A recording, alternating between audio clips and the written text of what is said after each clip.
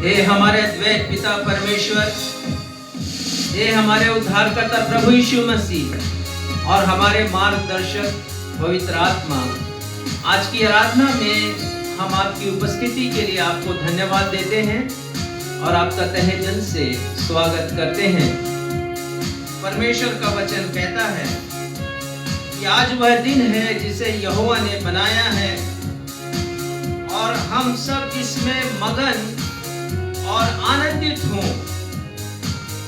और भजन ये भी कहता है, हे सारी पृथ्वी के लोगों, यहोवा का जय जयकार करो, आनंद से यहोवा की आराधना करो, जय जयकार के साथ उसके सन्मुख आओ। आज वो दिन है जिसे परमेश्वर ने बनाया है कि हम परमेश्वर पिता को धन्यवाद दे सकें, उनका जय जयकार कर सकें, आनंद के साथ उनकी स्तुति हम सब कर सकें। तो आइए इस गीत के द्वारा हम परमेश्वर की महिमा करें।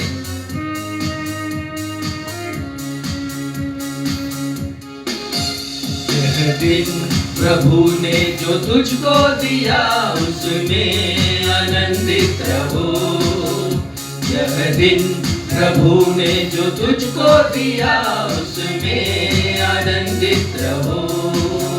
प्रभु में आनंदित रहो, यीशु में आनंदित रहो।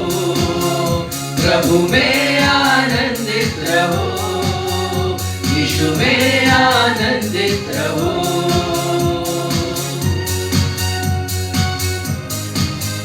हम सब प्रभु में आनंदित रहें, खुश रहें, मगन रहें।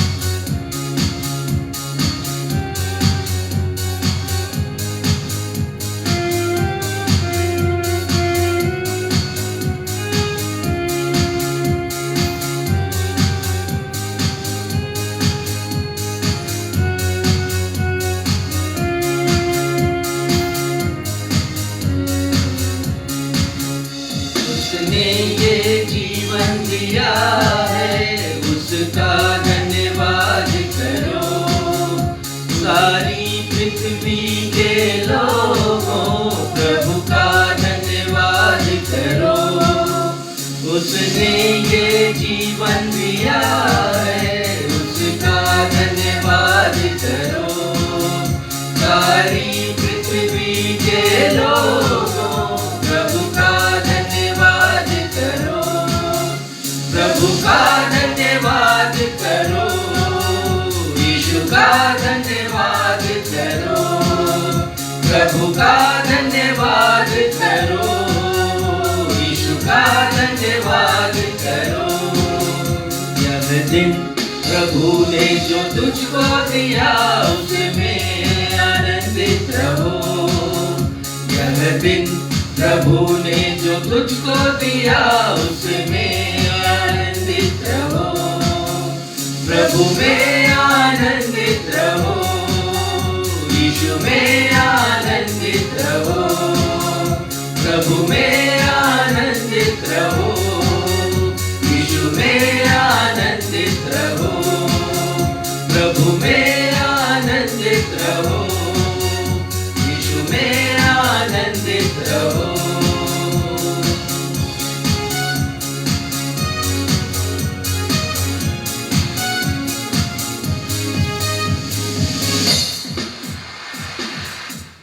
नवजीवन एवेंजेलिकल चर्च की 95th ऑनलाइन रविवारी आराधना में मैं आकांक्षा सक्षम मसीह आप सभी प्रभु भक्तों का अपने उद्धारकर्ता प्रभु यीशु मसीह के महान और सामर्थी नाम में हार्दिक स्वागत करती हूँ एवं आप सभी को जय यीशु, यीशु सहाय, शालोम, जय मसीह की और प्रेज द लॉर्ड कहती हूँ।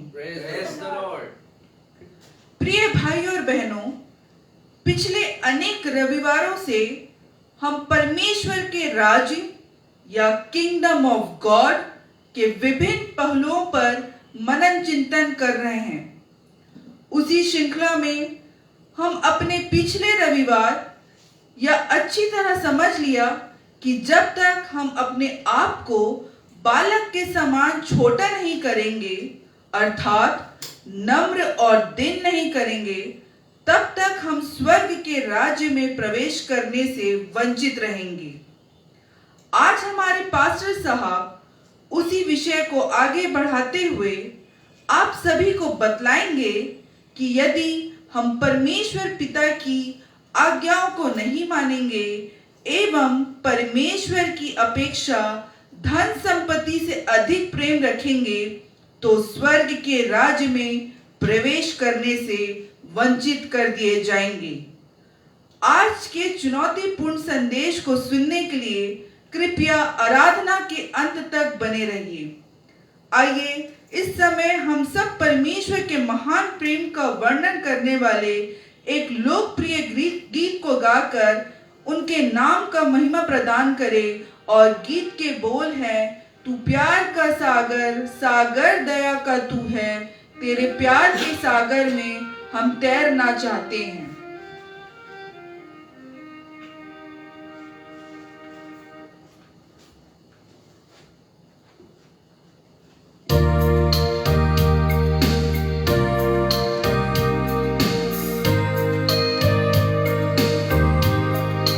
हमारे परमेश्वर पिता ना सिर्फ दया के सागर हैं, परंतु वो प्रेम के सागर भी हैं। और हम उस सागर का एहसास अपने जीवन में करना चाहते हैं। गीतकार कहते हैं, तेरे प्यार के सागर में मैं तैरना चाहता हूँ। आइए परमेश्वर के प्यार का अनुभव करें, जो महान प्रेम है उसका और उनकी महान दया का भी। वचन कहता है कि उनकी करुणा प्रति भोर को हम सब के लिए नई हो जाती है।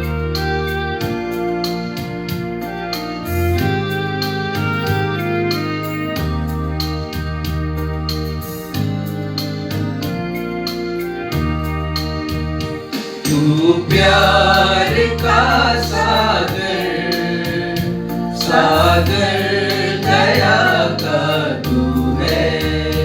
तू प्यार का सागर, सागर दया का तू है।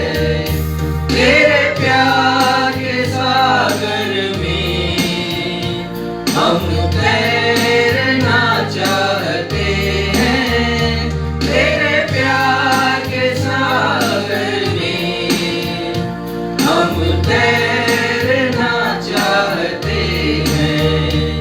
तू प्यार का सागर, सागर दया का तू है।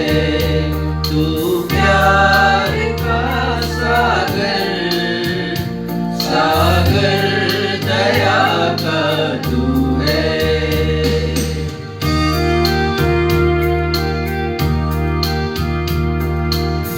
सचमुच परमेश्वर के प्रेम की ऊंचाई, परमेश्वर के प्रेम की गहराई, परमेश्वर के प्रेम की लंबाई और उसकी चौड़ाई आज तक कोई नाप नहीं पाया है।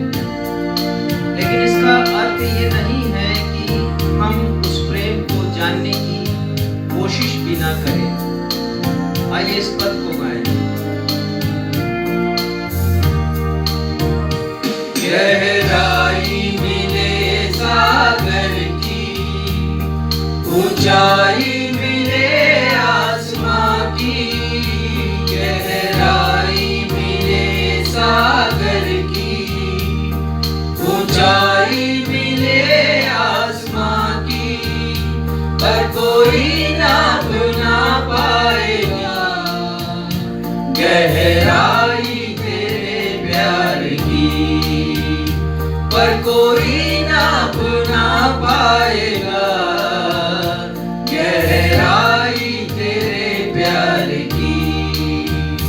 तू प्यार का सागर, सागर दया का तू है। तू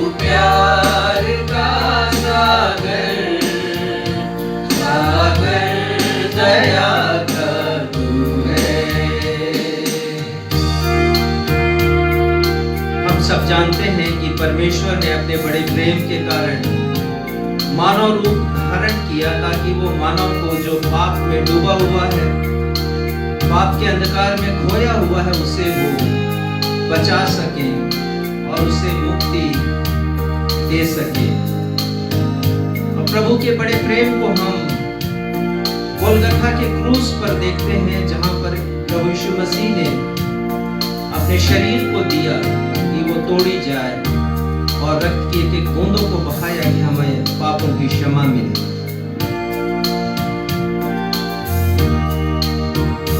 परमेश्वर होने पर भी तूने मानव रूप धारण किया। परमेश्वर होने पर भी तूने मानव रूप धारण किया। प्रभु तेरे इसी प्यार ने हमको दीवाना बनाया। प्रभु तेरे इसी प्यार ने हमको दीवाना बनाया। तू प्यार का सागर, सागर दया का तू है। तू प्यार का सागर, सागर दया का तू है। तेरे प्यार के सागर में हम तैरना चाहते हैं। तेरे प्यार के सागर में हम तैरना चाहते हैं। तू प्यार का सागर, सागर दया का तू है। तू प्यार का सागर, सागर दया का तू है।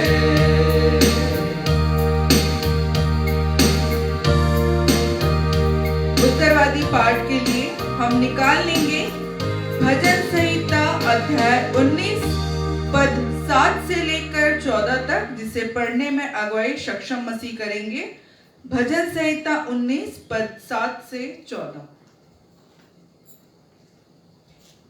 धर्मशास्त्र से हम सब मिलकर के निकाल लेंगे भजन संहिता अध्याय 19 पद संख्या 7 से इस अध्याय के अंतिम पद यानी 14वें पद तक। और जैसा कि हमारा दस्तूर रहा है, हम इसे उत्तरवादी की रीति से पढ़ लेंगे। भजन संहिता 19 पद 7 से 14। यहोवा की व्यवस्था खरी है, वह प्राण को बहाल कर देती है। यहोवा के नियम विश्वास योग्य हैं, साधारण लोगों को बुद्धिमान बना देते हैं। यहोवा के उपदेश सिद्ध हैं, हृदय को आनंदित कर देते हैं। यहोवा की आज्ञा निर्मल है, वह आंखों में ज्योति ले आती है। यहोवा का भय पवित्र है, वह अनंत काल तक स्थिर रहता है। यहोवा के नियम सत्य और पूरी रीति से धर्ममय हैं। वे तो सोने से और बहुत कुंदन से भी बढ़कर मनोहर हैं। वे मधु से और टपकने वाले छत्ते से भी बढ़कर मधुर हैं। उन्हीं से तेरा दास चिताया जाता है, उनके पालन करने से बड़ा ही प्रतिफल मिलता है। अपनी भूल चूक को कौन समझ सकता है? मेरे गुप्त पापों से तू मुझे पवित्र कर। तू अपने दास को ढिठाई के पापों से भी बचाए रख, वे मुझ पर प्रभुता करने न पाएं। तब मैं सिद्ध हो जाऊंगा और बड़े अपराधों से बचा रहूंगा। मेरे मुंह के वचन और मेरे हृदय का ध्यान तेरे सन्मुख ग्रहण योग्य हो। हे यहोवा, मेरी चट्टान और मेरे उद्धार करने वाले। यह सत्य और जीवित परमेश्वर का सत्य और जीवित वचन है। परमेश्वर पिता अपने इस वचन के पढ़े जाने, सुने जाने और समझे जाने पे हम में से हर एक को अपनी बहुतायत की आशीषों से परिपूर्ण करे। हम सब कहें आमीन। आमीन।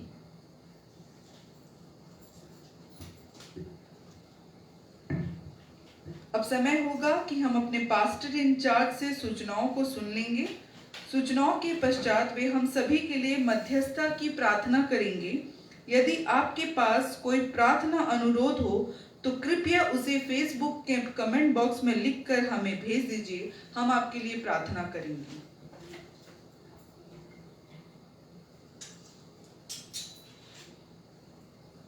नवजीवन इवेंजलिकल चर्च की 95 अर्थात 95th ऑनलाइन आराधना में मैं आप सभी प्रभु भक्तों का स्वागत करता हूं और आप सभी को मैं जय मसीह की कहता हूं। जय मसीह। आने वाला रविवार हम सभी के लिए हमारे राष्ट्र का स्वतंत्रता दिवस है और स्वतंत्रता दिवस के पर्व में हम सब एक विशेष संदेश सुन सकेंगे। बाइबल संपूर्ण आजादी की घोषणा करता है, होलिस्टिक फ्रीडम। और बाइबल कहती है कि आजादी का अर्थ ये नहीं कि हम शारीरिक रूप से ही स्वतंत्र हो जाएं, पर बाइबल कहती है कि हम आत्मिक रूप से भी स्वतंत्र हों। बाइबल कहती है कि हम मानसिक रूप से स्वतंत्र हों। बाइबल कहती है कि हम सामाजिक रूप से स्वतंत्र हों और बाइबल कहती है कि हम सब आर्थिक रूप से भी स्वतंत्र हों। अतः आप सभी से निवेदन है कि 15 अगस्त को हमारे प्रसारण में आप अवश्य उपस्थित हों और परमेश्वर की आशीषों को संदेश के माध्यम से प्राप्त करें।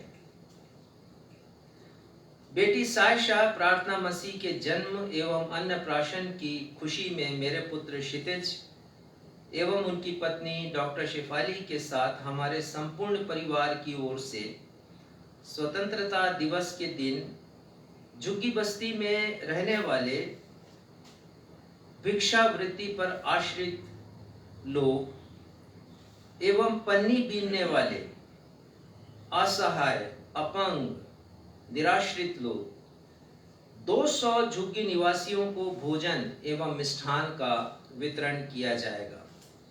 भोजन का वितरण हमारे परिवार की तरफ से होगा। उस खुशी को जिसे हमने प्राप्त किया 7वें वर्ष में, हमारे परिवार में पहली आशीष आई परमेश्वर की तरफ से और एक बिटिया का जन्म हुआ और 6 माह होने पर हमने उसका अन्नप्राशन भी संपन्न किया है। इस अवसर पर हम अपनी खुशी को ऐसे लोगों के साथ बांटना चाहते हैं जिनके साथ बांटने की आज्ञा हमारे प्रभु यीशु मसीह ने हमें दी है। यदि आप में से कोई उस दिन बूंदी के लड्डू का खर्च वहन करना चाहता है, उपहार स्वरूप सबको देना चाहता है, तो कृपया मुझसे संपर्क करें। हमारे क्षेत्र में परंपरा रही है कि उस दिन बूंदी के लड्डू स्वतंत्रता दिवस के दिन वितरित किए जाते हैं और कितना अच्छा हो कि उन लोगों के हाथों में हम बूंदी के लड्डू भी दे सके जिन्हें ऐसे अवसर पर उपेक्षित किया जाता है। हम जानते हैं कि बहुत से स्कूलों में बहुत सी जगह ऐसे कार्यक्रम आयोजित होते हैं, लेकिन उनके मध्य कोई कार्यक्रम ऐसा आयोजित नहीं होता है। तो यदि आप में से कोई आंशिक रूप से यदि सहायता करना चाहता है, हमें 7 किलो बूंदी के लड्डू की आवश्यकता होगी। तो यदि आप थोड़ा थोड़ा करके भी आप में से कुछ लोग हमारा सहयोग देंगे तो हम आपकी तरफ से आपकी खुशी को उनके मध्य में बांट सकेंगे। गिडियन नामक संस्था निस्वार्थ भावना एवं समर्पण के साथ बाइबल की प्रति प्रत्येक इच्छुक लोगों को भेंट स्वरूप देती है। बाइबल के प्रकाशन के लिए आप सभी के सहयोग से हमारी कलीसिया के द्वारा 5000 की भेंट राशि गिडियन को दी गई है, गिडियन संस्था को दी गई है। हम परमेश्वर पिता को धन्यवाद देते हैं और आप सभी के लिए हम परमेश्वर पिता से आशीष की प्रार्थना करते हैं। कुछ और संस्थाएं हैं जैसे FMPB है, fair friends missionary prayer band, और IEM इंडियन इवेंजलिकल मिशन। ये संस्थाएं भी बड़ी निष्ठा के साथ वचन के प्रचार प्रसार में संलग्न हैं और हम इनकी भी सहायता करना चाहते हैं। यदि आप में से कोई ऐसा है जो इनकी सहायता कर सकता है आर्थिक रूप से, तो कृपया मुझसे संपर्क करें। प्रभु भोज की सेवकाई 22 अगस्त को संपन्न की जाएगी, कृपया ध्यान रखें। और यदि आप हमारी कलीसिया के साथ साथ हमारी ऑनलाइन सेवा में प्रभु भोज की सहभागिता को प्राप्त करना चाहते हैं तो कृपया पहले से पूर्व तैयारी आप कर लें। धन्यवाद के बहुत से विषय हैं। परमेश्वर पिता को हम धन्यवाद देते हैं। धन्यवाद देते हैं अपने बेटे सैमुएल, उनकी पत्नी गरिमा मसीह को के लिए, क्योंकि उनकी नौकरी लगी है इंग्लिश गवर्नमेंट स्कूल में। और हम धन्यवाद देते हैं उनके पापा पास्टर प्रदीप और उनकी माँ श्रीमती प्रेमलता की ओर से, जिनके माध्यम से हमें एक बड़ी राशि प्राप्त हुई है कि हम पहुंच सके उन लोगों के पास जिनके पास सुसमाचार नहीं है, और साथ ही साथ वहां भी पहुंच सके जहां पर वास्तव में सहायता की आवश्यकता है।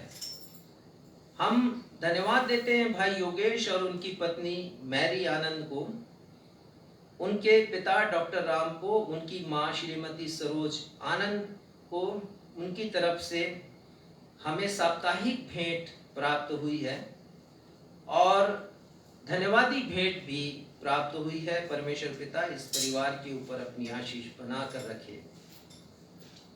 हम धन्यवाद देते हैं अपनी बेटी मालविका के लिए, मौली कॉलिन के लिए, युवा बेटी हैं और स्लम मिनिस्ट्री से जिसे नवजीवन सेवा समिति करती है, बहुत प्रभावित है। वो युवा हैं और मुझे बड़ी खुशी है कि उन्होंने रिकॉग्नाइज किया है ऐसी सेवा को। खासकर जवानों को आवश्यकता है, यदि वो नौकरी पर आते हैं तो वो ऐसी मिनिस्ट्री के लिए स्वेच्छा से अपनी भेंट दें ताकि हम उनके मध्य में और भी अच्छा काम कर सकें। बहुत से जवान हैं जिनकी नौकरी लगी है या फिर वो किसी व्यवसाय में है, परंतु वो अपने लिए जीना चाहते हैं। हम प्रार्थना करते हैं परमेश्वर पिता उनके हृदय को उभारे ताकि न सिर्फ वो शारीरिक रूप से नवजीवन सेवा समिति की सहायता करें, परंतु आर्थिक सहायता भी कर सके और उस आनंद को जो देने से प्राप्त होता है उसे वो पा सकें। हम धन्यवाद देते हैं भाई सुरेश एवं उनकी पत्नी श्रीमती किरण हंटर को कि प्रतिज्ञा भेंट उन्होंने अर्पित किया है, और इसके साथ ही उनके बेटे सुमित को और उनकी बहू प्रियंका श्रीमती प्रियंका हंटर को धन्यवाद देते हैं कि उन्होंने अपने बेटे के प्रथम वर्षगांठ पर धन्यवादी भेंट अर्पित की है। परमेश्वर पिता उस पूरे परिवार पर अपनी आशीष का हाथ रखे। धन्यवाद देते हैं श्री के कानुलकर को और उनकी पत्नी श्रीमती जानकी कानुलकर को।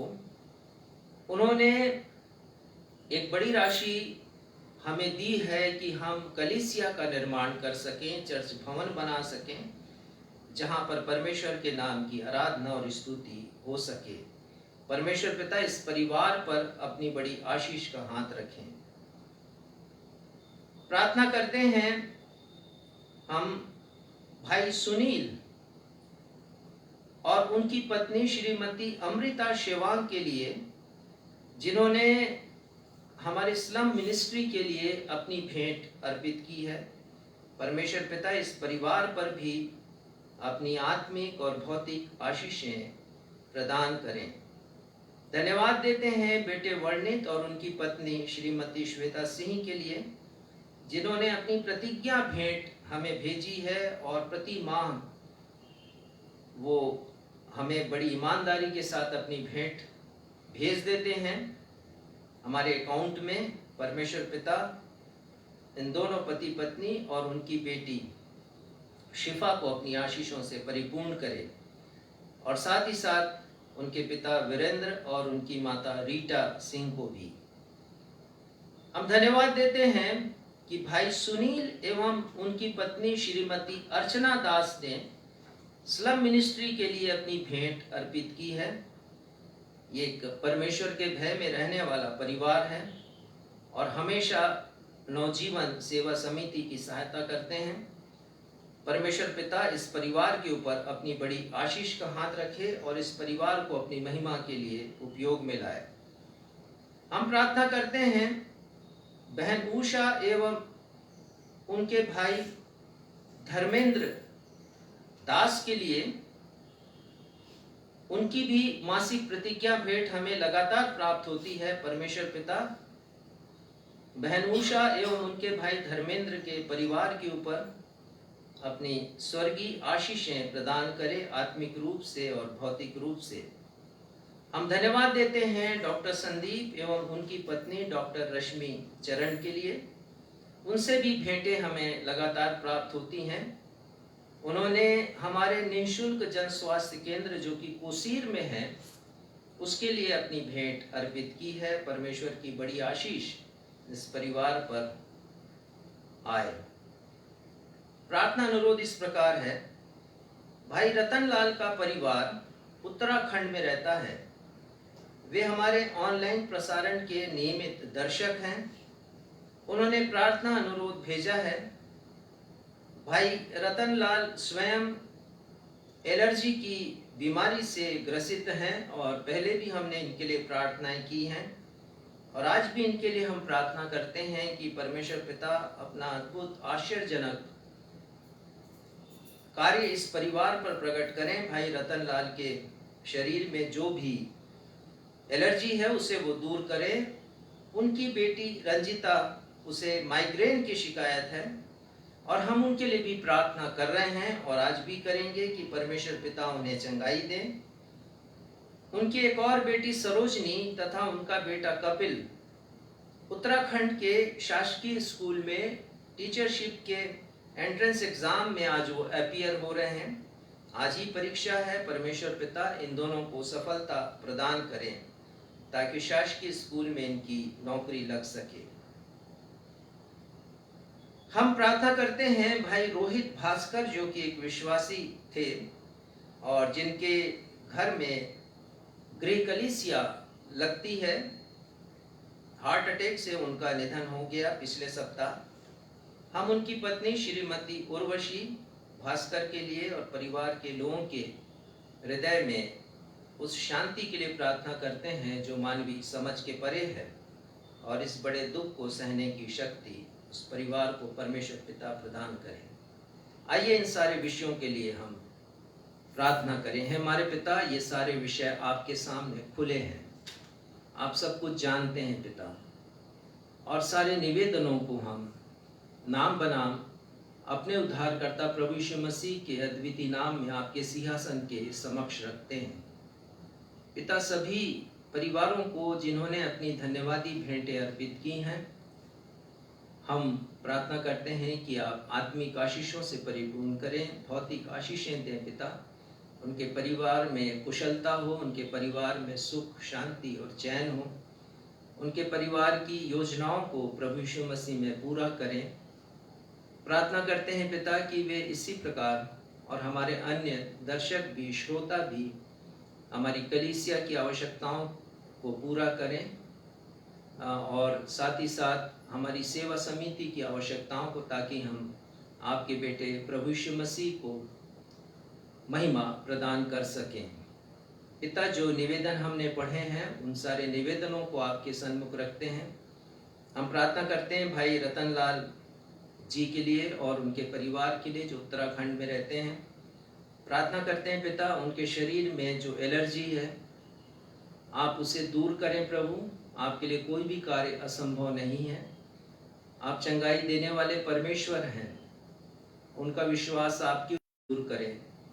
उसे चंगाई दें उस बेटी को।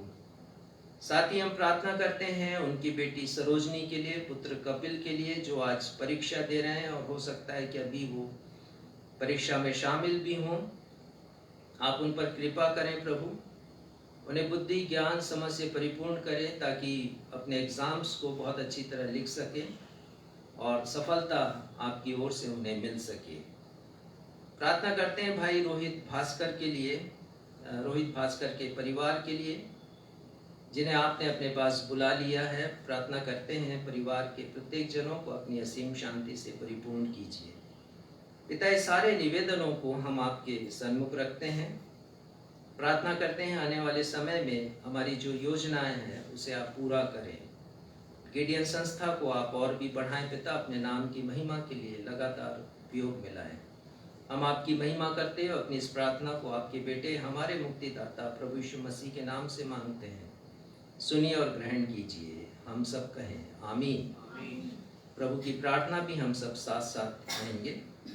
हे हमारे पिता, आप जो स्वर्ग में है, आपका नाम पवित्र माना जाए, आपका राज्य आए, आपकी इच्छा जैसे स्वर्ग में पूरी होती है वैसे इस पृथ्वी पर भी पूरी हो।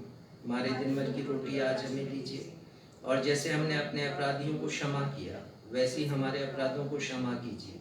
हमें परीक्षा में नहीं लाइए बल्कि बुराई से बचाइए, क्योंकि राज्य, पराक्रम और महिमा सदा आपके हैं।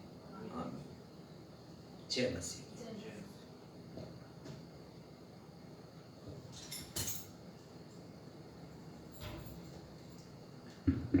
अब हम सभी के लिए अवसर होगा कि हम अपनी अपनी भेंटों एवं धन्यवादी भेंटों को देने के द्वारा प्रभु की महिमा करें। इस समय हम सब मिलकर एक गीत गा लेंगे। गीत के शब्द हैं, क्या दे सकता हूँ, क्या ला सकता हूँ, कहता तुझे बस शुक्रिया।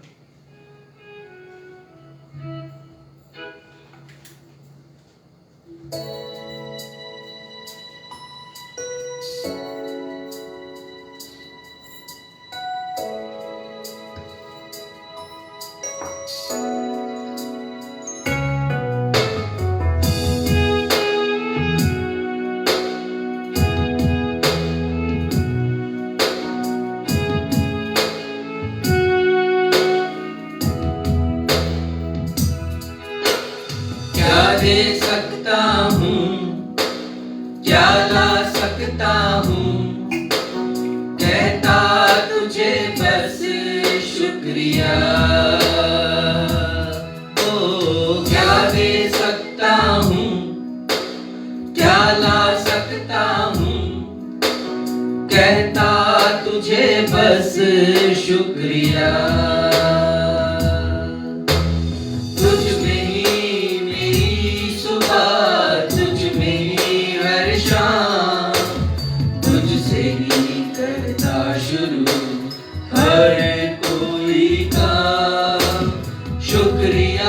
करता हूँ मैं लेके तेरा नाम, आदर और धन्यवाद आज तेरे नाम। शुक्रिया शुक्रिया शुक्रिया तेरा, शुक्रिया शुक्रिया शुक्रिया शुक्रिया तेरा, शुक्रिया। भेंटों एवं धन्यवादी भेंटों के लिए प्रार्थना पास्टर साहब करेंगे।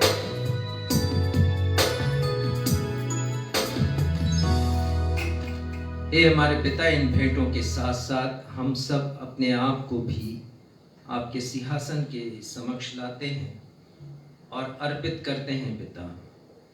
हमने गीत गाया अभी, क्या दे सकता हूँ, क्या ला सकता हूँ। हम कुछ भी आपको दे नहीं सकते।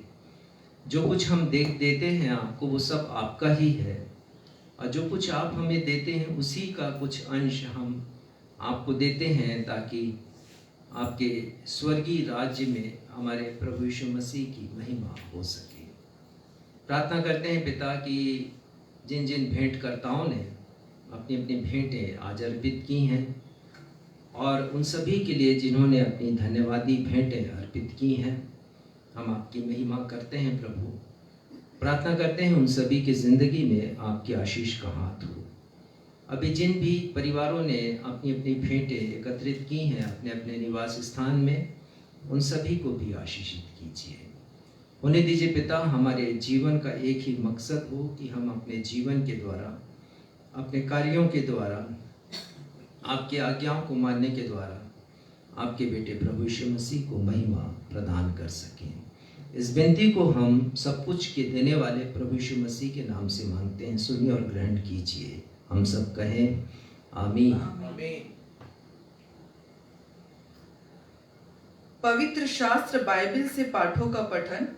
पहला पाठ जो पुराने नियम से है, व्यवस्था विवरण अध्याय 30 पद 11 से लेकर 14 तक और उसके बाद 19 से 20, जिसे पढ़ने में अगुवाई सक्षम मसीह करेंगे। दूसरा पाठ जो नए नियम से है, याकूब अध्याय 1 पद 21 से लेकर 25 तक, जिसे पढ़ने में अगुवाई श्रीमती बीना मसीह करेंगी। प्रथम पाठ के लिए हम सब मिलकर के निकाल लेंगे पुराने नियम से व्यवस्था विवरण की किताब, उसका 30वां अध्याय और पद 11 से 14 पढ़ लेंगे और उसके पश्चात इसी अध्याय का पद 19 और 20। व्यवस्था विवरण अध्याय 30 पद 11 से आगे।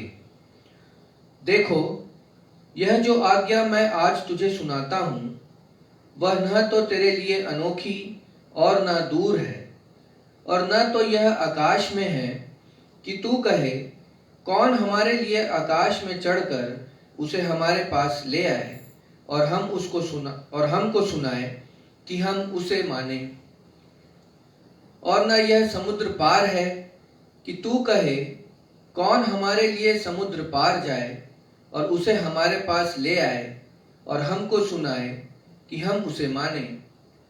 परंतु यह वचन तेरे बहुत निकट, वरन तेरे मुंह और मन ही में है, ताकि तू इस पर चले। पद 19 और 20। मैं आज आकाश और पृथ्वी दोनों को तुम्हारे सामने इस बात की साक्षी बनाता हूं कि मैंने जीवन और मरण, आशीष और शाप को तुम्हारे आगे रखा है। इसलिए तू जीवन ही को अपना ले कि तू और तेरा वंश दोनों जीवित रहें। इसलिए अपने परमेश्वर यहोवा से प्रेम करो और उसकी बात मानो और उससे लिपटे रहो, क्योंकि तेरा जीवन और दीर्घ जीवन यही है। और ऐसा करने से जिस देश को यहोवा ने अब्राहम, इसहाक और याकूब तेरे पूर्वजों को देने की शपथ खाई थी, उस देश में तू बसा रहेगा। यह सत्य और जीवित परमेश्वर का सत्य और जीवित वचन है। परमेश्वर पिता अपने इस वचन के पढ़े जाने, सुने जाने और समझे जाने पे अपनी बहुतायत की आशीष प्रदान करें। हम सब कहें आमीन। आमीन।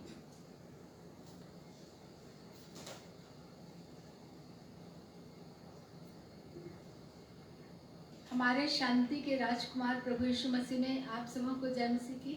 जय मसीह की।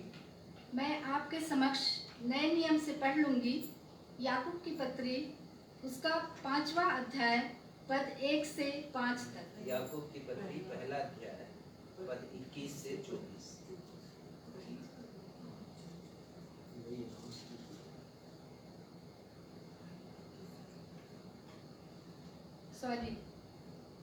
याकूब की पत्री, उसका पहला अध्याय पद 21 से पद 24 तक। यहाँ पर इस प्रकार लिखा है, इसलिए सारी मलिनता और बैर भाव की बढ़ती को दूर करके उस वचन को नम्रता से ग्रहण कर लो जो हृदय में बोया गया और जो तुम्हारे प्राणों का उद्धार कर सकता है। परंतु वचन पर चलने वाले बनो, और केवल सुनने वाले ही नहीं जो अपने आप को धोखा देते हैं। क्योंकि जो कोई वचन का सुनने वाला हो और उस पर चलने वाला ना हो, तो वह उस मनुष्य के समान है जो अपना स्वाभाविक मुंह दर्पण में देखता है। इसलिए कि वह अपने आप को देखकर चला जाता और तुरंत भूल जाता है कि मैं कैसा था। यह परमेश्वर का जीवित और सत्य वचन है। परमेश्वर इसके सुने एवं पढ़े जाने पर हम सबों को आशीष प्रदान करें। हम सब कहें आमीन। आमीन।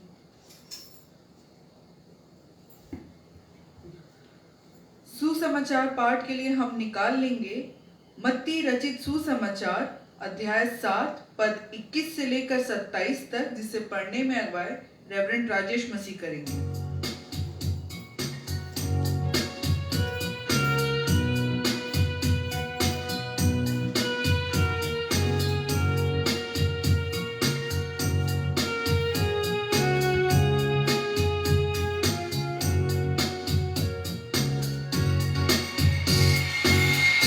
वचननु वचनको मंगल सुसमाचार। वचननु वचनको मंगल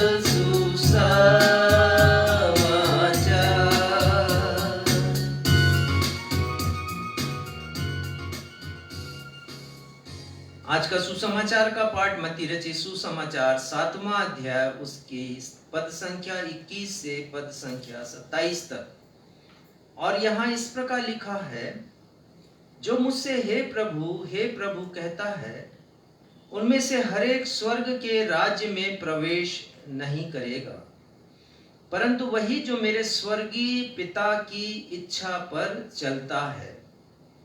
उस दिन बहुतेरे मुझसे कहेंगे, हे प्रभु, क्या हमने तेरे नाम से भविष्यवाणी नहीं की? क्या हमने तेरे नाम से दुष्टात्माओं को नहीं निकाला? और क्या हमने तेरे नाम से बहुत अचंभे के काम नहीं किए? तब मैं उनसे खुलकर कह दूंगा कि मैंने तुमको कभी नहीं जाना। हे कुकर्म करने वालों, मेरे पास से चले जाओ। इसलिए जो कोई मेरी ये बातें सुनकर उन्हें मानता है, वह उस बुद्धिमान मनुष्य के समान ठहरेगा जिसने अपना घर चट्टान पर बनाया। और वर्षा हुई, बाढ़ें आई और आंधियां चली और उस घर पर टक्करें लगी, परंतु वह नहीं गिरा, क्योंकि उसकी नींव चट्टान पर डाली गई थी। परंतु जो कोई मेरी ये बातें सुनता है और उन पर नहीं चलता, वह उस निर्बुद्धि मनुष्य के समान ठहरेगा जिसने अपना घर बालू पर बनाया। और मेघ बरसा और बाढ़ें आई और आंधियां चली और उस घर पर टक्करें लगी और वह गिरकर सत्यानाश हो गया। ये प्रभु यीशु ख्रिस्त का सुसमाचार है। हे प्रभु यीशु ख्रिस्त, आपके नाम की महिमा हो। हम सब कहें आमीन। आमीन।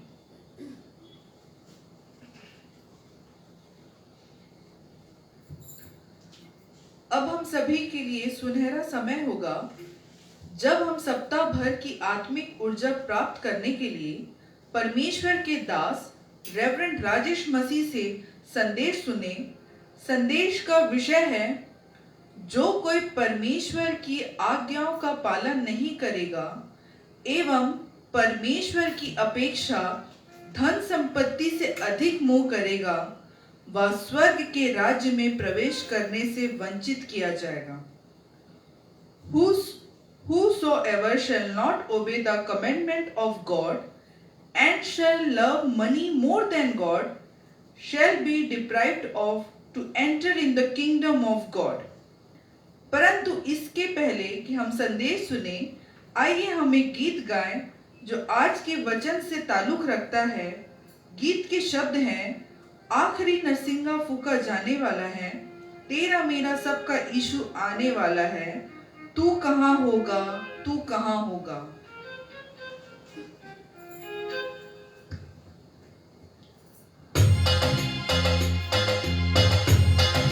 प्रिय भाइयों और बहनों, यह एक बहुत बड़ा प्रश्न है। हम कहाँ होंगे?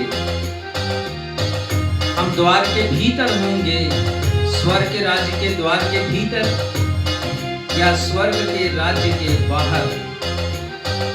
ये बड़ा प्रश्न है और हम सभी को इस पर विचार करना है, क्योंकि अंत का समय धीरे धीरे समीप आ रहा है और नरसिंगा फूंका जाने वाला है। क्या हम तैयार हैं?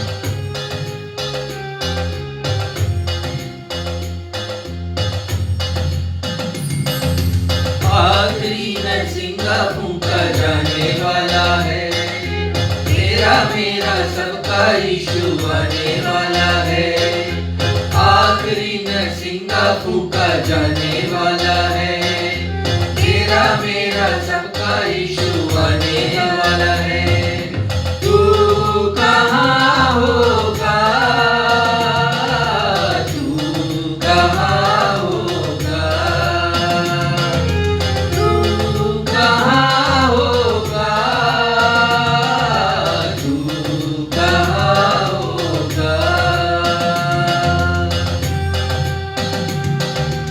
जी हाँ भाइयों और बहनों, उस दिन कुछ भी काम नहीं आएगा, ना हमारी दौलत, ना हमारी शोहरत, ना हमारा पद, ना प्रतिष्ठा, क्योंकि ये सब कुछ हमारे साथ जाने वाला तो नहीं है।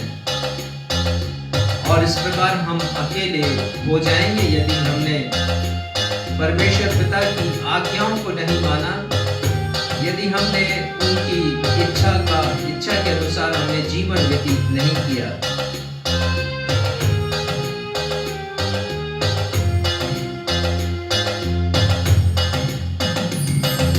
तेरी दौलत तेरी शोहरत काम आएगी, ये सब चीजें प्यारे तेरे साथ न जाएंगी।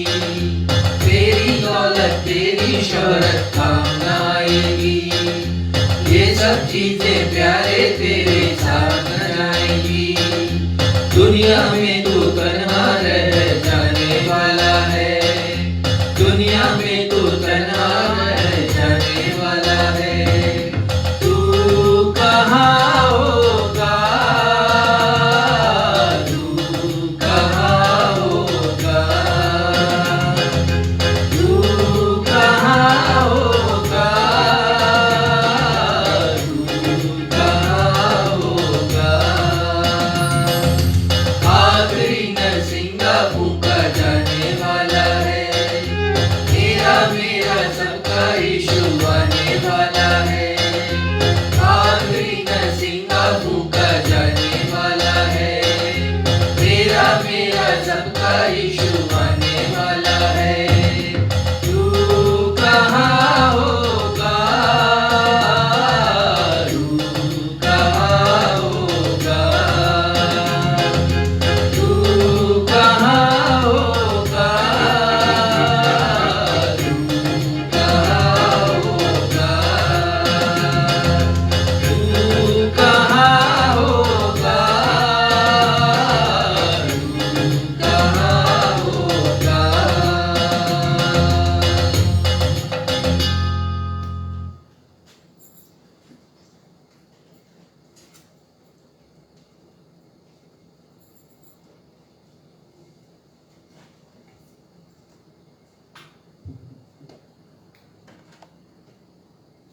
जिस प्रमुख विषय पर हम इन दिनों अध्ययन कर रहे हैं, मनन कर रहे हैं, वो है वे कौन है जो स्वर्ग के राज्य में प्रवेश करने से वंचित रहेंगे।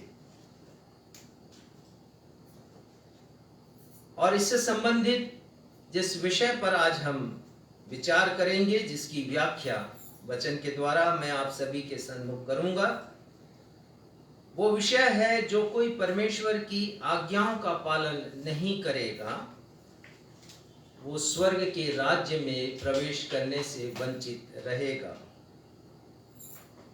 इसके साथ एक और विषय था, लेकिन मैं समझता हूं कि समय की कमी के कारण आज दूसरे विषय को हम नहीं देख पाएंगे, उस पर मनन नहीं कर पाएंगे, और उस पर मनन हम 22 अगस्त को करेंगे, क्योंकि आने वाला रविवार हम सभी के लिए स्वतंत्रता दिवस का रविवार है और उस दिन आप आजादी के ऊपर एक संदेश सुन सकेंगे।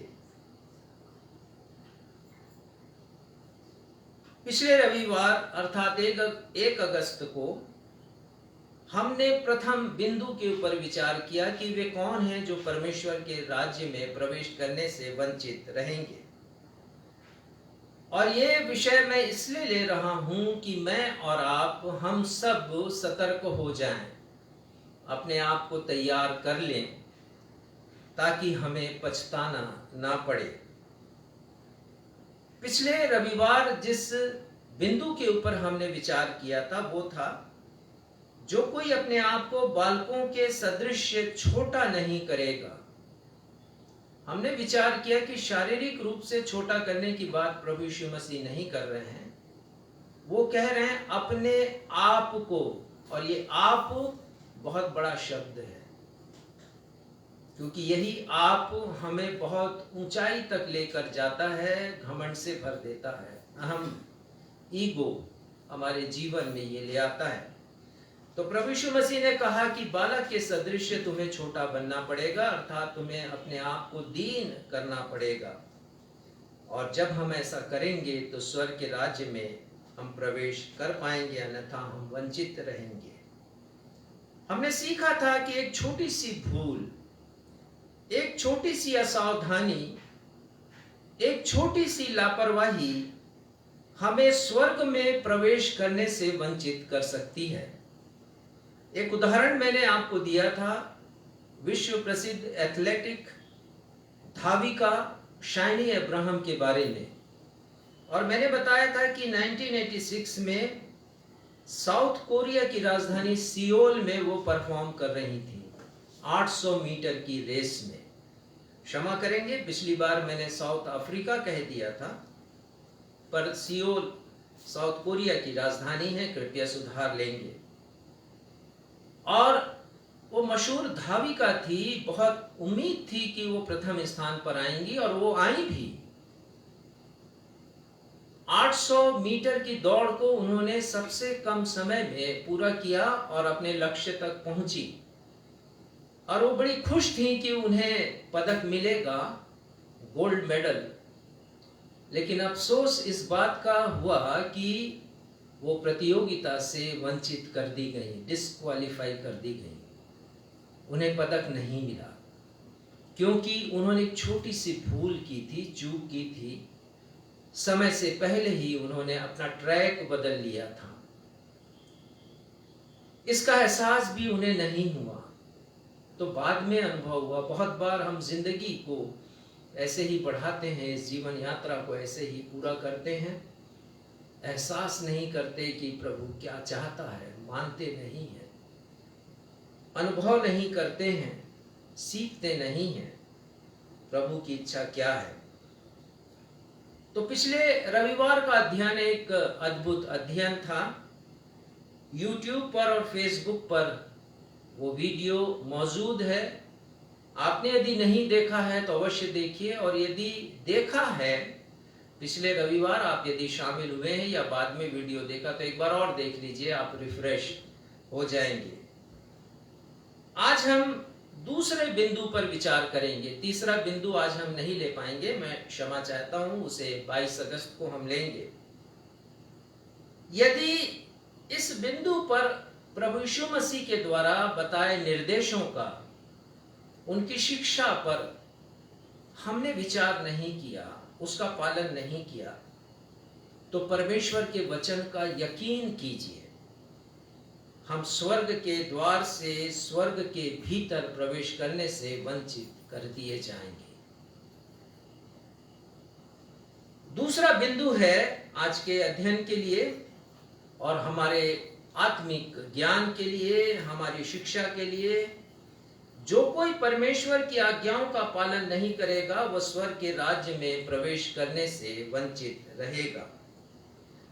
Whosoever shall not keep the commandments of God shall be deprived of to enter into the kingdom of God. 5 बातों के द्वारा हम आज के विषय को समझेंगे।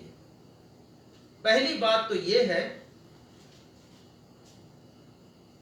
यदि हम परमेश्वर की इच्छा को पूरी नहीं करेंगे, उनकी आज्ञाओं का पालन नहीं करेंगे, तो स्वर्ग के दरवाजे को अपने लिए हमेशा के लिए हम बंद पाएंगे। हम वंचित होंगे स्वर्ग के भीतर प्रवेश करने से, यदि परमेश्वर की आज्ञाओं का पालन हमने नहीं किया। आज्ञा पालन करना बाइबल का एक महत्वपूर्ण विषय है, महत्वपूर्ण चर्चा की गई है, इसके ऊपर बार बार कहा गया है। और एक स्टैटिस्टिक्स है मेरे पास कि आज्ञा या आज्ञा पालन शब्द बाइबल में 1079 बार आया, अर्थात 1079 बार, 1079 टाइम्स।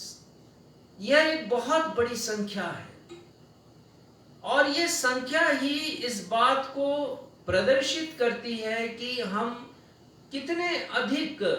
हमें कितना अधिक इस विषय के ऊपर ध्यान देना है। हमें इसे हल्के से बिल्कुल नहीं लेना है, हमें सतर्क हो जाना है, सावधान होना है।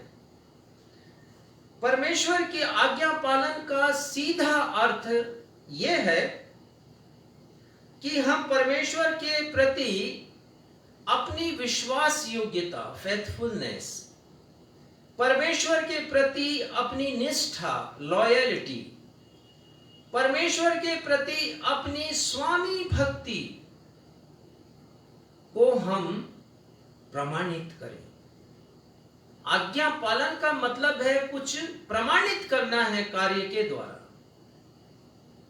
और ये प्रमाणित करते हैं कि वास्तव में हम परमेश्वर के प्रति निष्ठावान हैं, हम विश्वास योग्य हैं, हम स्वामी भक्त हैं परमेश्वर के प्रति।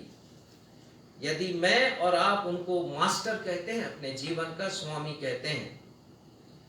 प्रथम पुस्तक उत्पत्ति से लेकर बाइबल की अंतिम पुस्तक प्रकाशित वाक्य तक बाइबल परमेश्वर की आज्ञाओं, आज्ञाकारिता और अनाज्ञाकारिता से भरी पड़ी है। उत्पत्ति के 2 अध्याय के 16वें पद में प्रथम उल्लेख आया है आज्ञा का, और अंतिम उल्लेख आया है प्रकाशित वाक्य के 22 अध्याय के 7वें पद में। जरूर वहां पर भविष्यवाणी की बातों को मानने की बात की गई है, लेकिन जहां मानना शब्द आता है वहां पर आज्ञा का पालन ही किया जाता है। बाइबल में एक बड़ी अच्छी बात कही गई है कि यदि हम समय रहते चेत जाएं और आज्ञाकारिता का पालन करें तो हम पुरस्कृत होंगे, परंतु हम नहीं चेते, हमने सावधानी नहीं बरती, हमने फिर वही भूल और चूक की है अपने जीवन में, तो हम दंडित भी होंगे। परमेश्वर आज्ञा पालन के द्वारा मनुष्य को परखते हैं, वो चाहे मैं हूं, आप हो, या बाइबल के बड़े बड़े संतजन ही क्यों ना हो।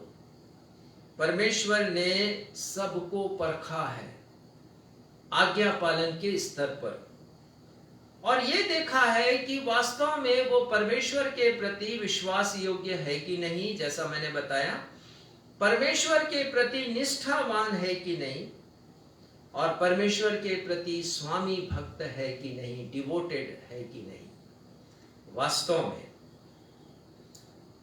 परमेश्वर ने आदम को परखा। आप पढ़िए उत्पत्ति 2 उसका 16वां पद।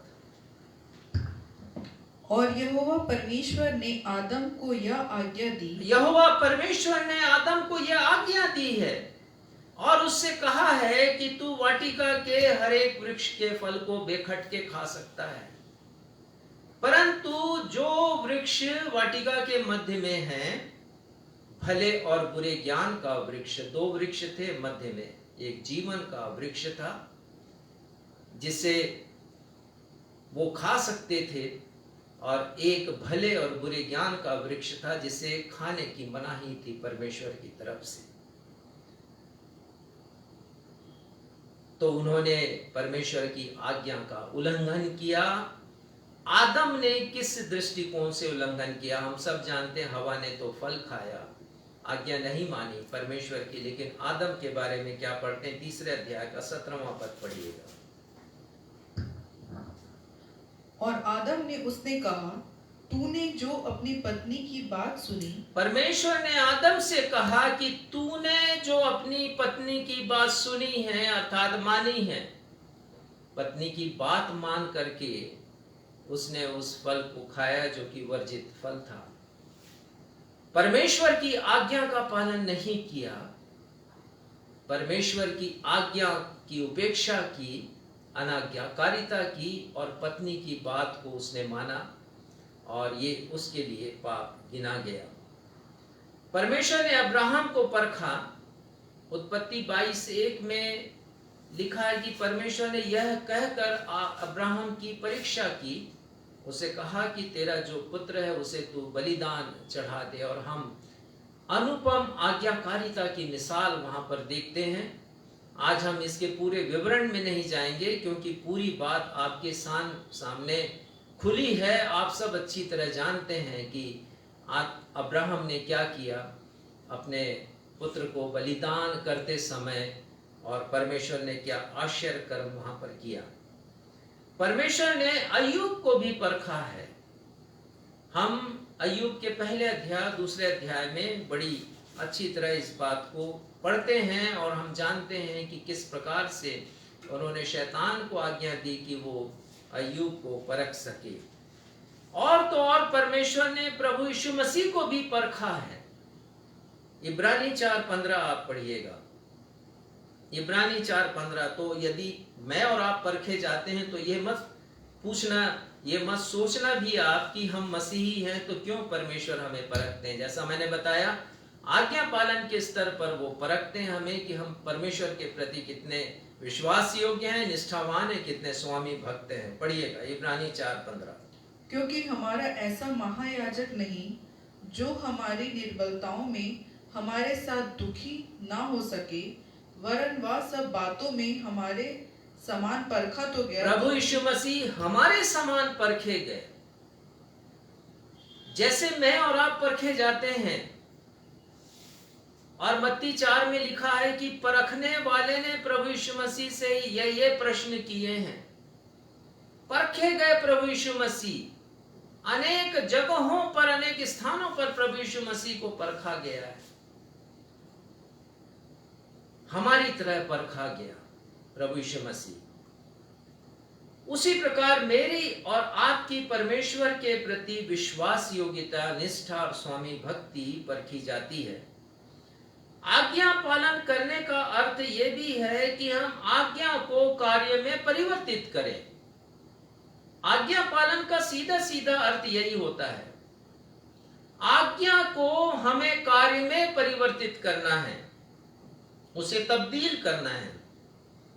मैं और आप प्रभु यीशु मसीह पर केवल विश्वास करने के द्वारा स्वर्ग नहीं जा सकते। इस बात को मैं स्पष्ट करना चाहता हूं। यदि आप सोचते हैं कि इफिसियों 2:8 के अनुसार विश्वास के द्वारा अनुग्रह ही से तुम्हारा उद्धार हुआ, तुम्हारे कर्मों के कारण नहीं, यह परमेश्वर का दिया हुआ हम सभी के लिए उपहार है। विश्वास करने के ही द्वारा मैं और आप कभी स्वर्ग में नहीं जाएंगे जब तक मैं और आप अपने विश्वास को कार्य में तब्दील ना करें। और इसी बात को मैं आज आप सभी के समक्ष बहुत स्पष्ट रीति से कहना चाहता हूं। इब्रानी 11 अध्याय में विश्वास के वीरों का वर्णन है। अनेक विश्वास के वीर हैं वहां पर। हाबिल से लेके क्षमा करेंगे, हाबिल से लेकर के, हनोक से लेकर के, फिर हम देखें तो नूह है और उसके बाद अब्राहम है। ढेर सारे वर्णन है वहां पर विश्वास के वीरों का। लेकिन जैसे जैसे आप पढ़ते जाएंगे आप उनके कार्यों के बारे में भी पढ़ेंगे।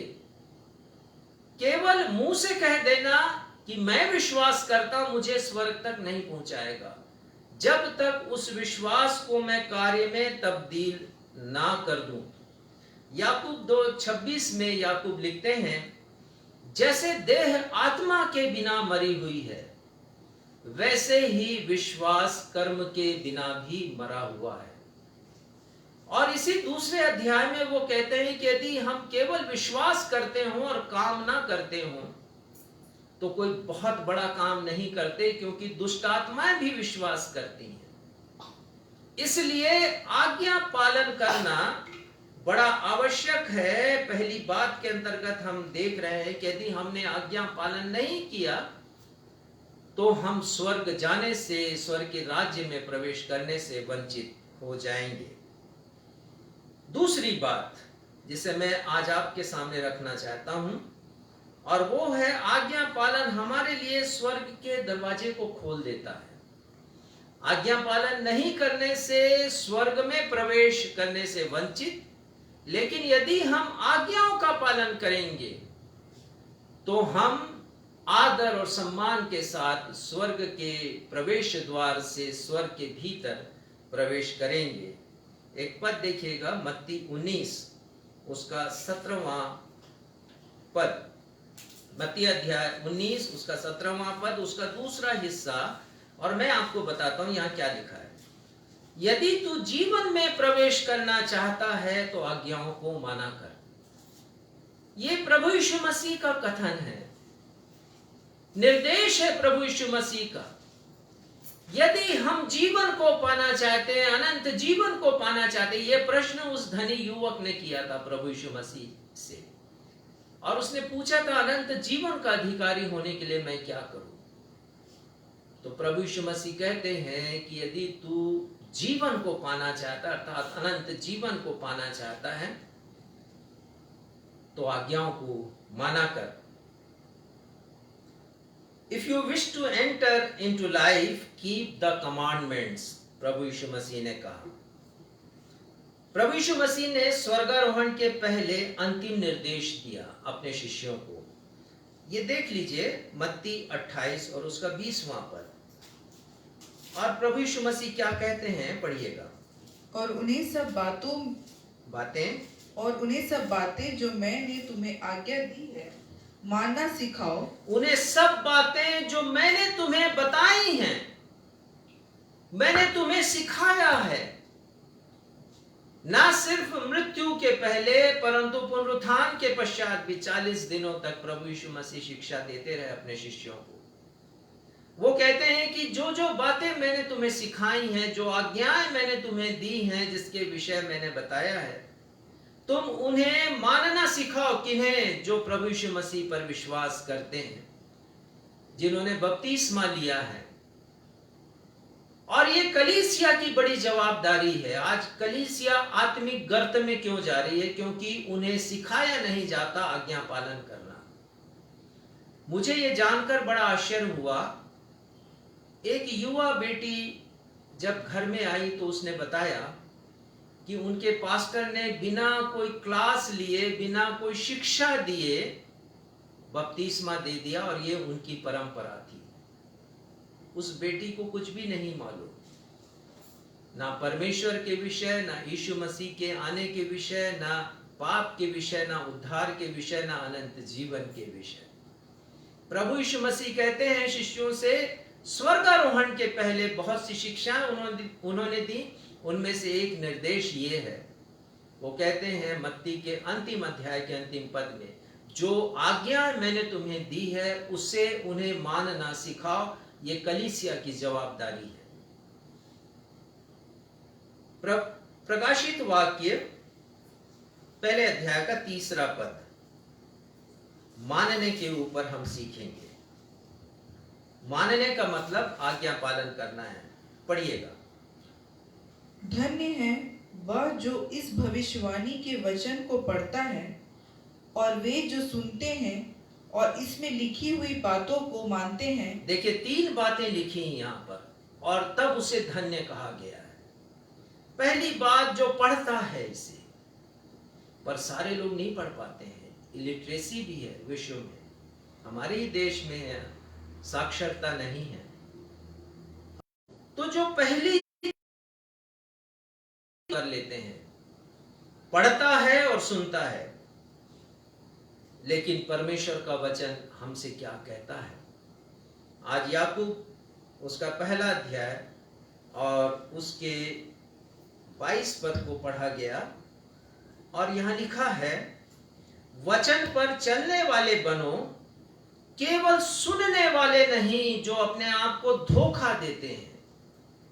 चाहे वचन को हमने पढ़ा हो या यदि कोई साक्षर नहीं उसने सुना हो और उस पर वो चलता नहीं हो, तो परमेश्वर का वचन साफ साफ हमसे बातें करता और कहता है कि हम अपने आप को धोखा देते हैं। और फिर वो एक उदाहरण देते हैं, पद 23 में पढ़िए। क्योंकि जो कोई वचन को सुनने वाला हो और उस पर चलने वाला ना हो, तो वह उस मनुष्य के समान है जो अपना स्वाभाविक मुंह दर्पण में देखता है। वो एक उदाहरण देते हैं और कहते हैं कि जो चलता नहीं है वचन में, वो उस मनुष्य के समान है जो अपना चेहरा दर्पण में देखता है। और आगे वो समझा कर लिखते हैं कि बाद में भूल जाता है कि वो कैसा दिख रहा था, और ये मनुष्य का स्वभाव है। थोड़ा सा तैयार हुए तो देख लिए दर्पण को, उसके बाद फिर और तैयार हुए तो फिर और देख लिए, क्योंकि भूल जाते कि हम कैसा दिख रहे हैं। और दर्पण दरअसल हमारे ऊपरी भाग को या हमारे शरीर के चेहरे को या हमारे अंग के दोष को बतलाता है, आत्मिक दोष को नहीं बतलाता। हम भूल जाते हैं अपने चेहरे को। और वो कहते हैं कि 25 पद में, जो व्यक्ति स्वतंत्रता की सिद्ध व्यवस्था पर ध्यान करता रहता है, वो अपने काम में इसलिए आशीष पाएगा कि सुनकर भूलता नहीं, पर वैसा ही काम करता है। और यदि हम वैसा काम ना करें, आज्ञा पालन ना करें, तो अपने आप को हम धोखा देते हैं। और वैसी ही बात पहला यूहन्ना 3:18 में लिखी है, और वहां पर यूहन्ना लिखते हैं, हम वचन और जीभ ही से नहीं परंतु काम और सत्य के द्वारा भी प्रेम करें। यदि हम कहते हैं कि आई लव जीसस, बहुत से लोग कहते हैं आई लव गॉड, ये केवल मुंह से कहने की बातें ना हो, इसे प्रकट करने की बातें हो। यूहन्ना कहते हैं कि हम वचन से और जीभ से ही प्रेम ना करें, परंतु सच्चाई के द्वारा और अपने कार्यों के द्वारा हम परमेश्वर से प्रेम करें, अर्थात आज्ञा पालन करें। परमेश्वर पिता आज्ञा पालन से प्रसन्न होते हैं। पहला शामुएल 15 अध्याय के 12वें पद में हमें एक वर्णन मिलता है कि राजा शाऊल है। परमेश्वर ने कहा था शामुएल नबी के द्वारा कि जब तुम युद्ध में जाओ, अर्पण की जितनी वस्तुएं हैं वो परमेश्वर के लिए पवित्र ठहरे। लेकिन उसने वहां की जब बहुत बलिष्ठ गायों को देखा, उनकी क्षमता को देखा, दूध देने की क्षमता को, तो वो लोभ में आ गया और अर्पण करने की बजाय उसे अपने महल में लेकर आ गया। और परमेश्वर ने प्रकट किया शामुएल के ऊपर इस बात को, और शामुएल ने शाऊल राजा से बातचीत की। और एक बहुत अच्छा हिस्सा है वहां पर परमेश्वर के वचन में, मैं चाहता हूं कि उसे पढ़ें। पहला शामुएल 15 अध्याय का 12वां पद। जब सैमुएल शाऊल से भेंट करने के लिए सवेरे उठा, तब सैमुएल को यह बताया गया, शाऊल कर्मल को आया था और अपने लिए एक स्मारक खड़ा किया और घूमकर गिलगाल को चला गया है। आप वही पढ़े जो मैं बोल रहा हूँ। पहला शामुएल 15:18। एक मिनट क्षमा करिए। पहला शामुएल उसका 22वां पद, 15 अध्याय का 22वां। यहाँ लिखा है, शामुएल ने कहा, क्या यहोवा होम बलियों और मेल बलियों से उतना प्रसन्न होता है जितना कि अपनी बात के माने जाने से प्रसन्न होता है। अर्थात आज्ञा पालन करना हमारे हरेक धार्मिक क्रियाकलापों से श्रेष्ठ है, उत्तम है, और परमेश्वर उससे प्रसन्न होते हैं। हमारे चर्च लाइफ से, हमारे दान से, हमारी भेंट से, हमारे उपवास से उत्तम है यदि तो आज्ञा का पालन करना। कलीसिया में आते हैं, बहुत सी बातों को हम सीखते हैं, लेकिन हम उन पर अमल नहीं करते हैं, हम उसको अप्लाई नहीं करते हैं। परमेश्वर का वचन कहता कि इससे परमेश्वर प्रसन्न नहीं होते हैं। आगे लिखा, सुन मानना तो बलि चढ़ाने से अर्थात आज्ञा पालन बलि चढ़ाने से, और कान लगाना अर्थात ध्यान देना मेढ़ों की चर्बी से उत्तम है। परमेश्वर का वचन कहता है कि हम आज्ञा पालन करें। एक उदाहरण मैं अक्सर देता हूं और मैं अभी भी दूंगा, और मैं बतलाता हूं रोप वॉकर के बारे में, अर्थात उन लोगों के बारे में जो ऊंची ऊंची इमारतों पर या ऊंची ऊंची जगहों पर रस्सी बांधते हैं, मोटी रस्सी, और उस पर चल करके दिखलाते हैं, लोगों की प्रशंसा वो बटोरते हैं और पुरस्कार उन्हें मिलते हैं। बड़ा शौक होता है ये, जोखिम उठाने का शौक। और एक ऐसे ही व्यक्ति ने ये घोषणा की शहर में कि मैं इस दिन 2 इमारतों के ऊपर, जो शहर की सबसे ऊंची इमारत है उस पर मैं एक मोटी रस्सी बांधूंगा और उस पर मैं चलकर दिखलाऊंगा।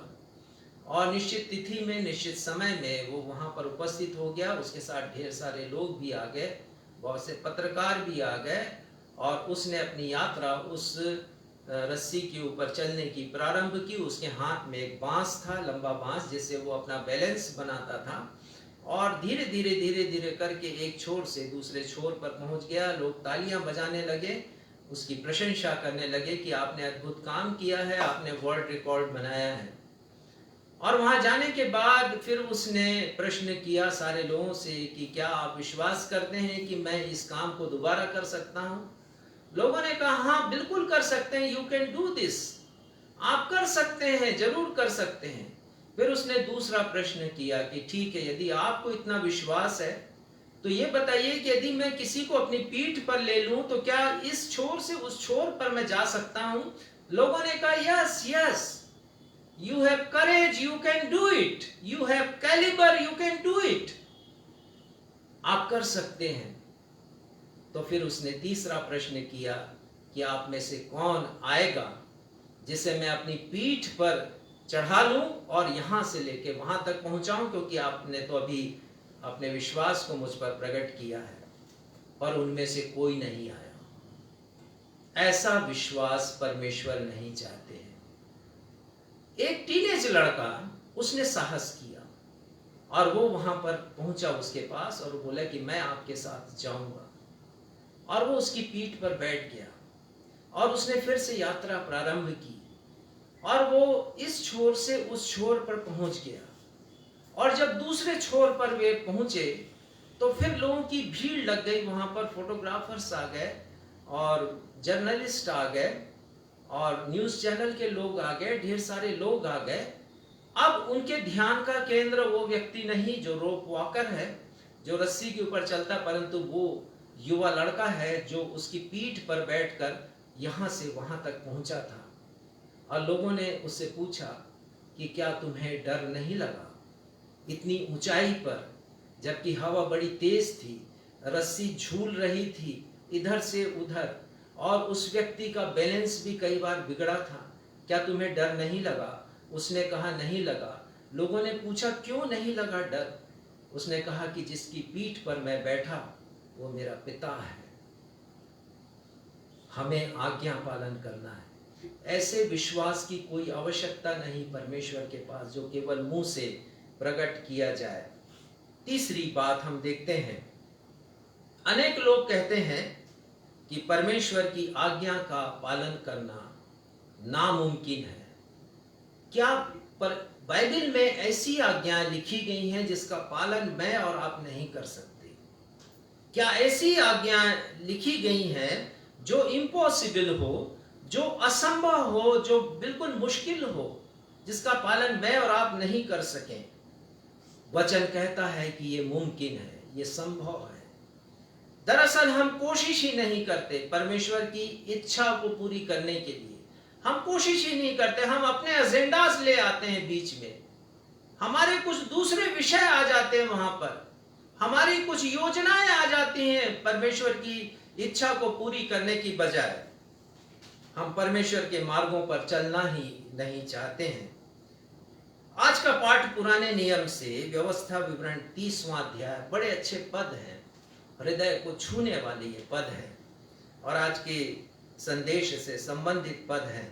पद 11 में यहाँ पर लिखा है, देखो यह आज्ञा मैं तुम्हें आज सुनाता हूं। और वो कहते हैं कि जो आज्ञा सुनाता वो तुम्हारे लिए अनोखी नहीं है, मुश्किल वाली ये आज्ञाएं नहीं है। और वो कहते हैं ना वह दूर है। 12वें पद में, वह ना तो आकाश में है कि तुम कहो कि कौन हमारे लिए आसमान में चढ़ेगा और उन आज्ञाओं को लेकर के आएगा और हमको सुनाएगा कि हम उन आज्ञाओं का पालन करें। और 13वें पद में वो कहते हैं, और न यह समुद्र के उस पार है कि हम कहें कि कौन समुद्र के उस पार जाएगा और उस पार से जाकर उस आज्ञा को लेकर आएगा और फिर हमको सुनाएगा कि हम उस पर चलें। और 14वें पद में मूसा कहते हैं, यह वचन तेरे बहुत निकट है।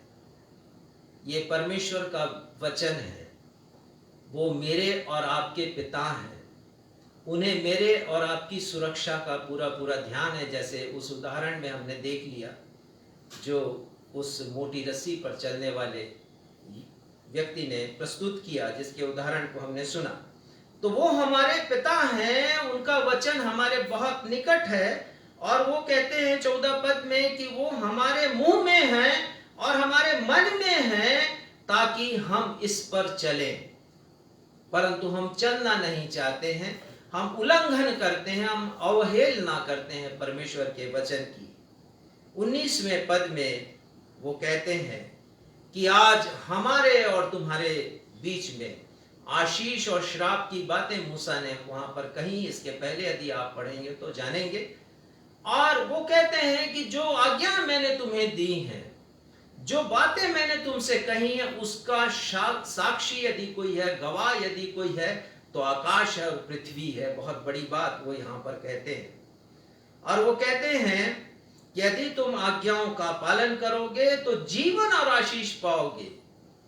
स्वर्ग के दरवाजे मेरे और आपके लिए खुले रहेंगे यदि हम आज्ञाओं का पालन करेंगे। और जो उन्होंने आज्ञाएं दी हैं, जो व्यवस्था में जिनका विवरण है, वो तो मेरे और आपके लिए बड़ा कठिन था, परंतु प्रभु यीशु मसीह ने व्यवस्था को पूरी किया, मेरे और आपके लिए सरलीकरण कर दिया उन आज्ञाओं का। तो अब तो हम माने, हम तो अब ना कहें कि वो नामुमकिन है। वो कहते हैं कि यदि हम आज्ञाओं की अवहेलना करेंगे तो हम मृत्यु को प्राप्त होंगे और श्राप हमें लगेगा।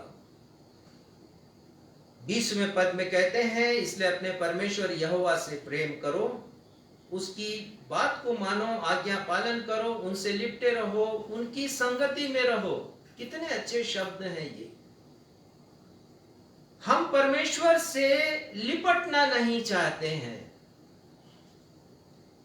हम परमेश्वर के संग संग चलना नहीं चाहते हैं। और अंतिम बात वो लिखते हैं कि हमारा जीवन और दीर्घ जीवन यही है, तमाम उम्र। हम बहुत सी बातों में बड़े स्वामी भक्त बनते हैं, पर जब परमेश्वर की बात आती है तब हमारी स्वामी भक्ति प्रकट होती कि हम कितने ज्यादा अनाज्ञाकारी लोग हैं।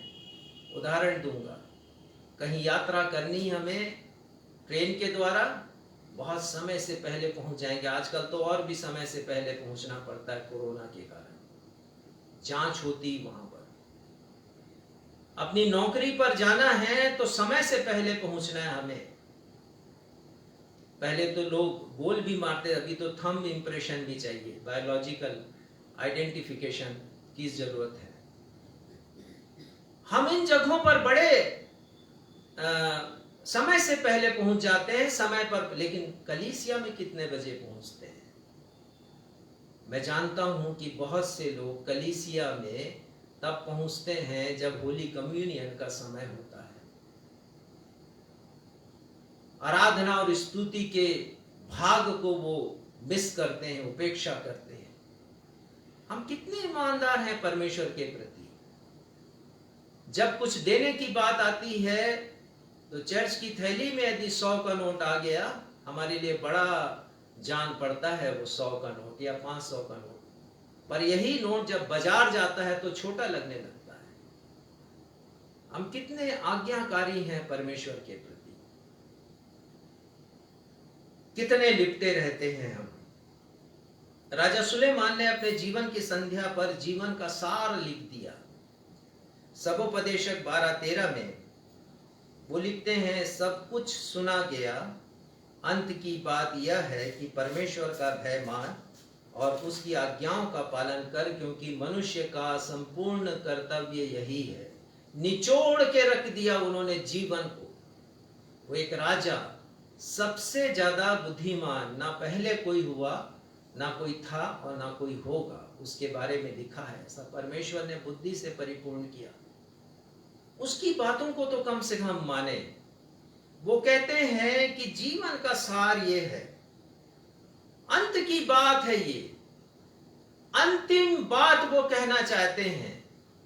उन्होंने जीवन को निचोड़ कर रख दिया, जीवन का सार रख दिया हमारे सामने। वो कहते हैं परमेश्वर का भय मान और उसकी आज्ञाओं का पालन कर, क्योंकि मनुष्य का संपूर्ण कर्तव्य यही है।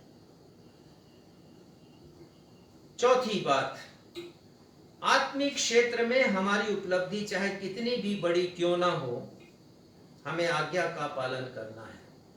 हो सकता है कि आत्मिक क्षेत्र में हम बड़ी ऊंचाइयों तक पहुंच गए हों, इसकी व्याख्या मैं करूंगा। आज के सुसमाचार पाठ की तरफ हम आते हैं, मत्ती 7वां अध्याय 21 पद से आगे। और यह स्थल आप सभी के सामने स्पष्ट कर देगा कि बिना आज्ञा पालन के हम स्वर्ग के राज्य में प्रवेश नहीं कर पाएंगे, वंचित हो जाएंगे। पद 21 पढ़िएगा।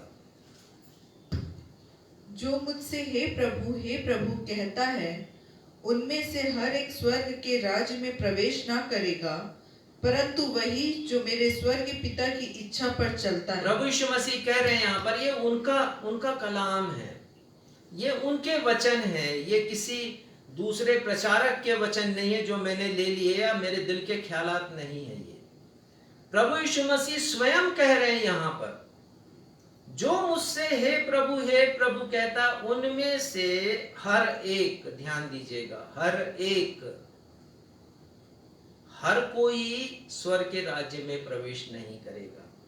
वो कहते हैं वही प्रवेश करेगा जो मेरे पिता की आज्ञाओं का पालन करता है। हर एक मसीही जो केवल प्रभु कहता है, जो केवल मुंह से विश्वास करता है, जो केवल अपनी चर्च लाइफ, अपनी दुआ, अपने बाइबल पढ़ने, उपवास रखने, भेंट देने के मसीही जीवन से संतुष्ट रहता है, लेकिन परमेश्वर की आज्ञाओं को व्यवहार में नहीं लाता, उन्हें कार्य रूप में परिणित नहीं करता, परमेश्वर के मार्ग पर नहीं चलता, प्रभु यीशु मसीह के क्रूस को नहीं उठाता है, वो स्वर्ग के राज्य में प्रवेश करने से वंचित रहेगा। ये मेरे दिली ख्यालात नहीं है, ये परमेश्वर का वचन कह रहा है। हम कभी गफलत में नहीं रहें, किसी शक और सुबह में हम ना रहें। 22वां पद पढ़िएगा।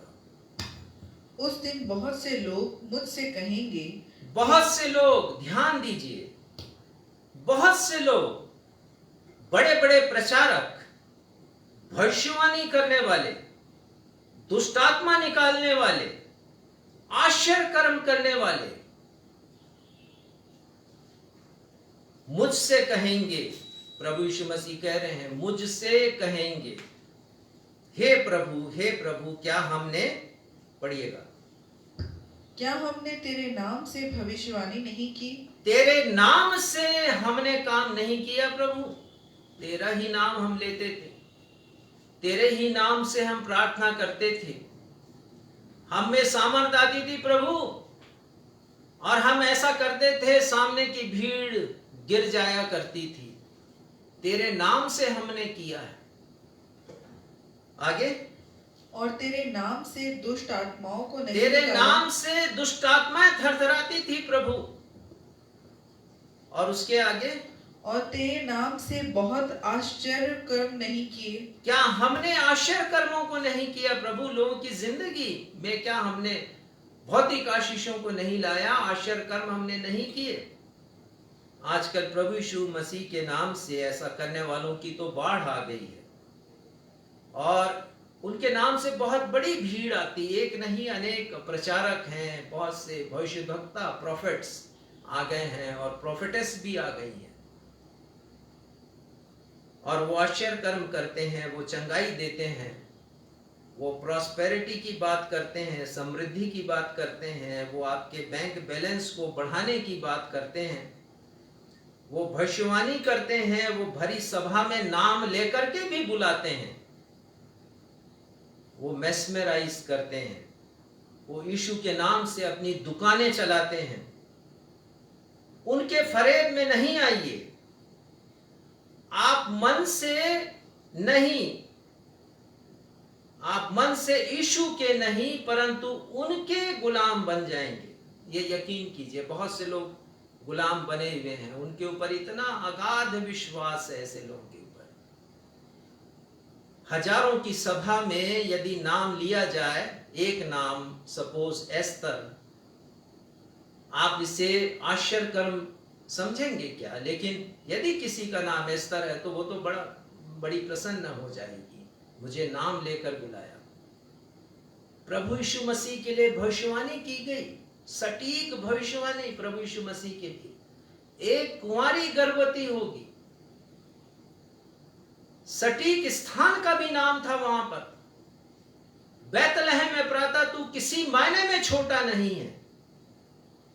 हजारों सैकड़ों वर्ष पूर्व भविष्यवाणी की गई। भविष्यवाणी ऐसा कीजिए, फला फला का बेटा, फला फला की बेटी जो इस जगह पर रहते हैं, आज सभा में उपस्थित हैं, प्रभु की आज्ञा तब पूरी होगी। ये मेरे वचन नहीं, प्रभु यीशु मसीह के वचन है। ये लोग तेरे नाम से वो कह रहे हैं, हमने क्या तेरे नाम से भविष्यवाणी नहीं की? तेरे नाम से दुष्ट आत्माओं को नहीं निकाला? तेरे नाम से हमने अचंभे के काम नहीं किए? ये लोग सब कुछ करते हैं लेकिन परमेश्वर की इच्छा का पालन नहीं करते, परमेश्वर की आज्ञा के अनुसार जीवन को नहीं बिताते हैं। और इसलिए प्रभु यीशु मसीह ने ऐसे लोगों के लिए कठोर शब्द का प्रयोग किया। 23वां पद पढ़िएगा। तब मैं उनसे खुलकर कह दूंगा, मैंने तुमको कभी नहीं जाना। हे कुकर्म करने वालों, मेरे पास से चले। अभी समय नहीं है कि हम इस दृष्टांत के ऊपर जाएं, पर आप यकीन कीजिए कि प्रभु यीशु मसीह उस दिन सभी से कह देंगे कि मैंने तुमको कभी नहीं जाना। अंतिम बात बताना चाहूंगा, समाप्त करूंगा। मन फिराना एक बड़ी आज्ञाकारिता है।